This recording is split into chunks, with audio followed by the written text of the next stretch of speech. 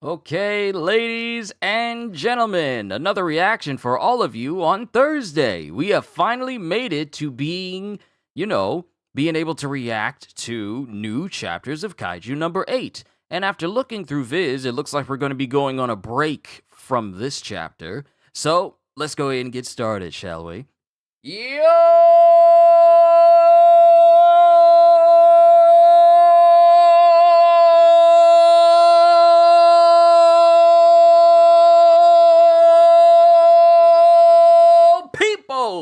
Qushu 92 here. Welcome back to more Kaiju number 8.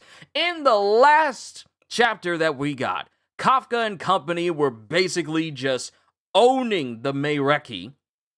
Mina, Kikoru, Narumi, everyone were using their respective abilities and capabilities and strengths to basically make it so that Kafka could deal tons and tons of damage to the Meireki. And because of Mina's efforts, it allowed the Meireki to get its body blown apart enough for Kafka to be standing there in front of its core. Because the Meireki Kaiju was pretty much the most powerful Kaiju to ever exist.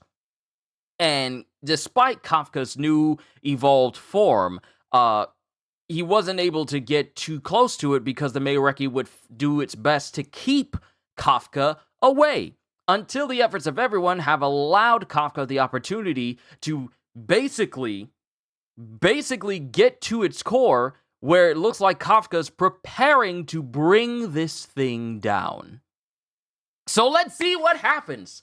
Because we have Kikoru let's see what happens in chapter 127 as Kikoru goes, "Please, Kafka, hit me now!" And it shows the Meireki's body being blown after it was, blown open by Mina. Kafka is standing there, ready to hit this core. You will not stop me from reading this, cough throat! You're gonna work today! The time has come. Entrust the entirety of your grudge to my fists! And it shows all of those specters, all of those ghosts that emanate from Kafka when he's really focusing. They all start to swirl around his fist. And the Meireki immediately starts to regenerate around Kafka, even though he's inside. Their regeneration is too fast! He won't make it in time! And while Kafka's standing there, he's just going, "Don't worry. I just have to stake it all on this attack. Isn't that right?" Because all of a sudden,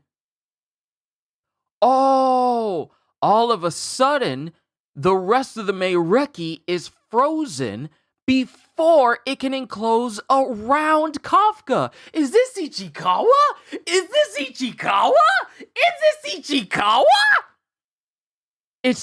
Every bit of the Meireki is frozen, save for the core that Kafka's around.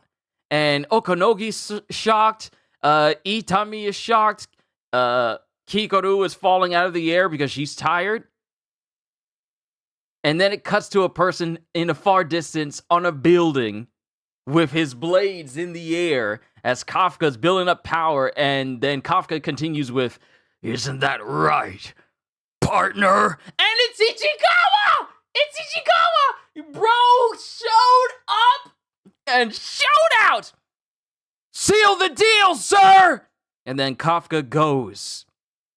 Kafka goes for the punch.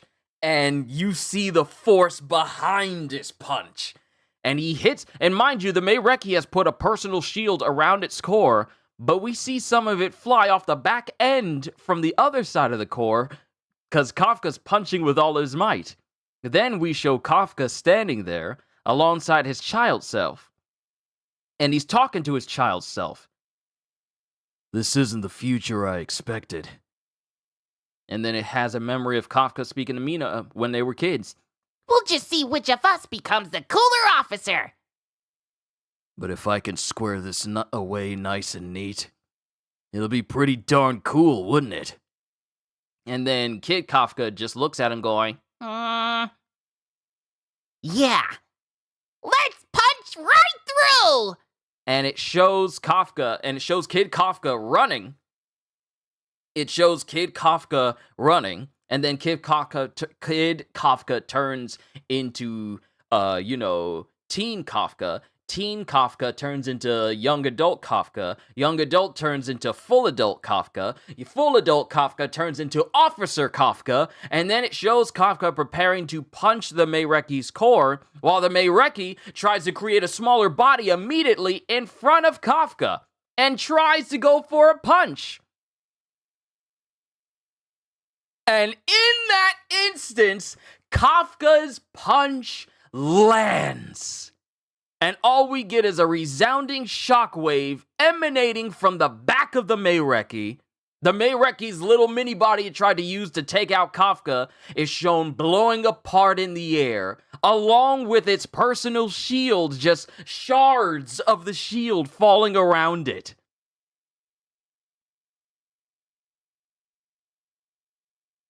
And Mina's looking, Narumi's looking, Hoshina's looking. The children that were saved by Kafka and Mina, they're looking as well. And it shows the Meireki screaming.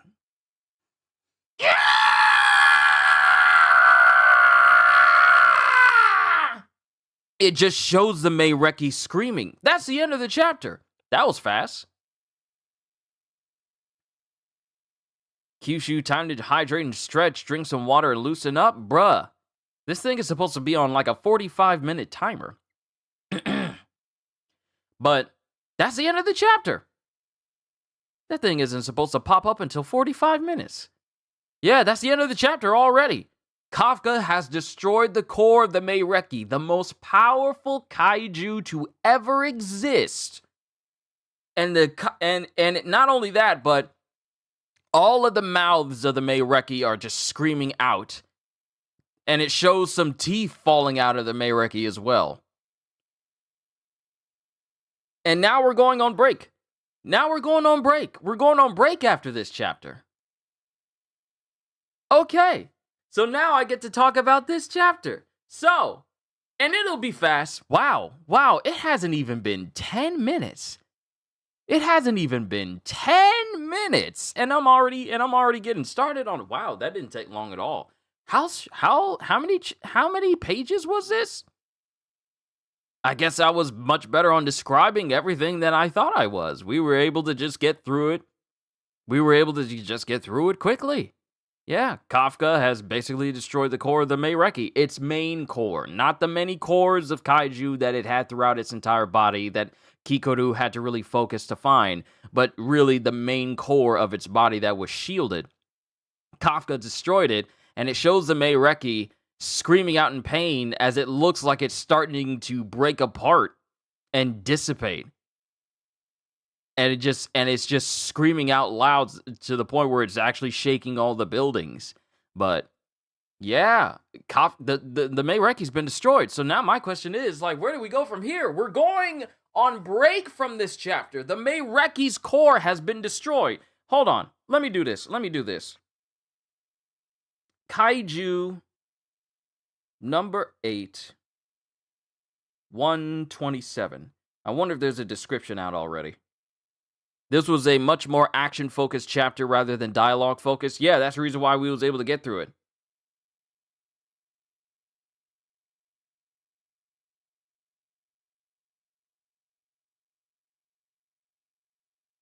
Did anyone do a synopsis? Nope, not a single person did a synopsis. But for the most part, the Daikaiju of the Meireki era has had its core destroyed.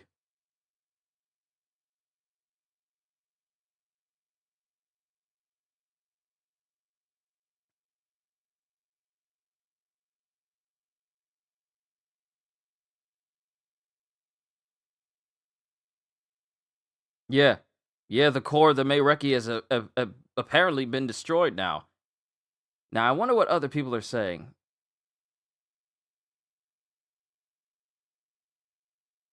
That's what I was looking at. Oh, wow. It was delayed and it came back in June. So we're just now seeing the chapters actually come back. Okay. So, not not a terribly large amount for me to go through, so this will be fast. This will be quick. So Kafka has basically destroyed the core of the Meireki. Especially now, let's just call on the fact that the clutch person of this chapter was not Kafka destroying the core, but it was Ichikawa keeping the rest of the Meireki's body from regenerating in order for it to basically surround Kafka. Ichikawa came in with that last minute freeze just so that the Meireki wasn't able to get to Kafka. And despite the Meireki trying to create a smaller body for itself to assault Kafka and stop him, Kafka proceeded to punch through the core anyway because the Meireki wasn't stopping him. Alright? Kafka has reached final Getsuga Tensho Ichigo levels, and it was all like, yeah, you may slash me, but it's just instant regeneration. And he just destroys the core. And then the Meireki just screams out in pain, apparently. Now we have to wait a week. We're going on a break. So we gotta wait a full week. Wait another week. Actually, 2 weeks. We gotta wait 2 weeks in order for us to find out what happens after the most powerful kaiju in existence dies after having its core destroyed. We gotta wait 2 weeks for this. Everyone's tired. Hoshina, Narumi, Kikoru, Mina. Everyone's tired. All of the other Daikaiju that 9 created have basically just are rendered completely inert because 9 is gone. But I feel like we are witnessing the end. And they did say that Kaiju number 8 was going to end. Like, we were already in the end game of Kaiju number 8. So I don't know how many more chapters this series has left in it. But we are already, this is the usual bi-weekly, sometimes a month. Yeah. So we're going on, thank you, Holster. So we're going on break for 2 weeks. And we gotta wait to see if this truly is the end of the Meireki. Not gonna lie, part of me still feels bad for number 9. I mean, number 9... I don't feel bad for number 9, because as soon as number 9 started eating humans, that's when it realized, like, I get to learn. I'm stronger than these humans, I get to learn, and that's when it started eating more and more humans. And then it allowed the Meireki to basically reside in its body. And then number 9 did all the things that basically triggered throughout the entirety of the story thus far. So I don't feel bad because number 9, not all of me, a small part of me does. None of me look at number 9 and feel like, I feel sorry for that it got basically consumed by the Meireki in the end. It was only delaying the inevitable. But I'm like, you willingly ate other people to assume their identities so you can learn more about humans, to learn how to kill them. So you can introduce an era of kaiju where all of humanity is basically subsumed by all kaiju, and it's just a world of kaiju. So I don't feel bad that he gone. I don't feel bad. However, I am more concerned about Kafka once all is said and done.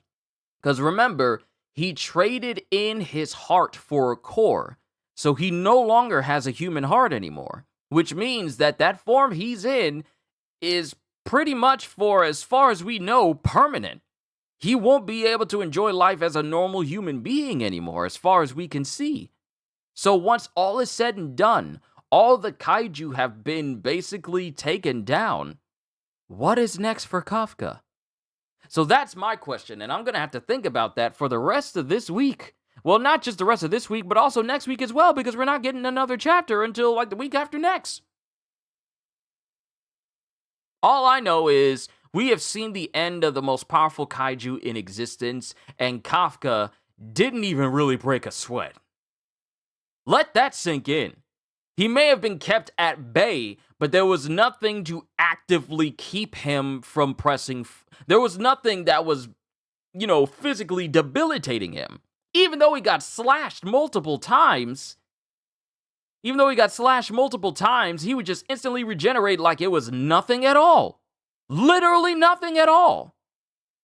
Not to mention, everyone else did their part as well. Narumi, Kikoru, Ichikawa, Mina, they all did what they could to greatly help Kafka. Let's not try and make it seem like Kafka's the only one who actually did something major.